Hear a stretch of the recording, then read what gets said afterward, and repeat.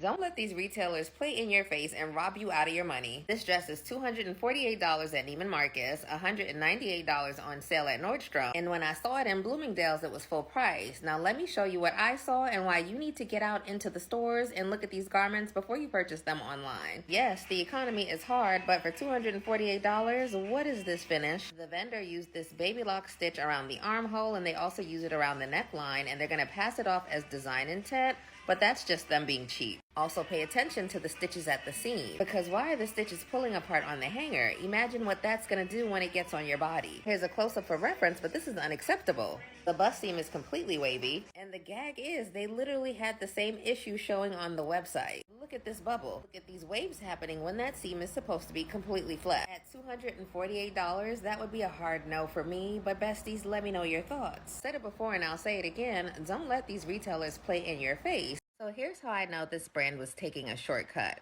Normally you'll see this finish done at the edge before an additional top stitch or before an additional finish is added. If you look at the interior of any mass market garment that you currently have in your closet, you'll notice that it has a stitch similar to this. If you reference your garment, most likely it's going to look like some of the stitches that you see on the chart behind me. This is another example of finishing stitches that you might see on the interior of your garments. This stitch right here is the one that looks closest to what we saw used on that dress, and while it does count as a decorative stitch, make no mistake, it's still a finishing stitch. That's what I mean when I say they're passing it off as design intent, but they're really just cutting back on a step. In my opinion, this is not decoration, this is a shortcut, and it certainly isn't worth $248. If you're anything like me, you want to know what other kind of finishing techniques could have been done, and I'm going to show you because I have examples for everything. So besties, let's get into it. The first finish that could have been done is probably the most common, and that is a simple bias binding.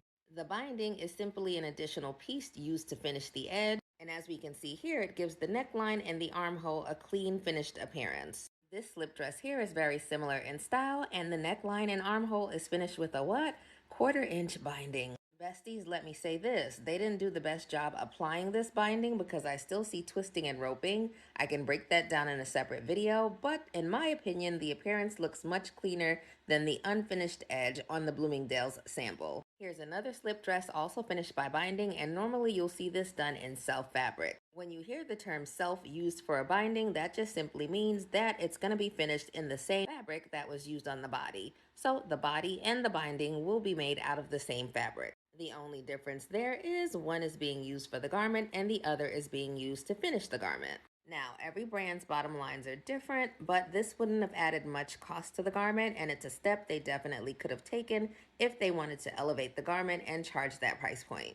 I think that looks a million times better, but you guys let me know your thoughts in the comments. Let me just pull that back up for reference. Another option that could have been done would have been an interior binding. I couldn't find a photo of a slip dress with that construction, but essentially the construction would be the same as what we're seeing here, and the interior binding is simply just added to the interior of the garment. As someone who constructs clothes, this one is usually my favorite, but again, this binding option is going to boil down to design intent. What I like personally about the interior binding construction is that it lays nice and flat and that you only see one row of top stitching, that's that white stitch, going around whatever area the binding is placed. It definitely boils down to a matter of preference, but again, that would have looked better than the exposed raw baby lock edge. Pulling it back up for reference and shade, the last thing that could have been done would have been the most expensive option, and that would have been lining the dress. The design team could have done a full lining, they could have done a partial lining, but essentially, whatever lining option they chose would have given them this beautiful, clean, finished edge.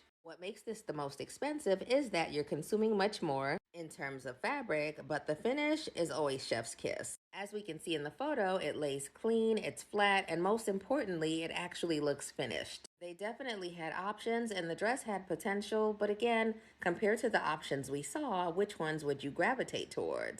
I said it before and I'll say it again, it's always going to be the little details for me.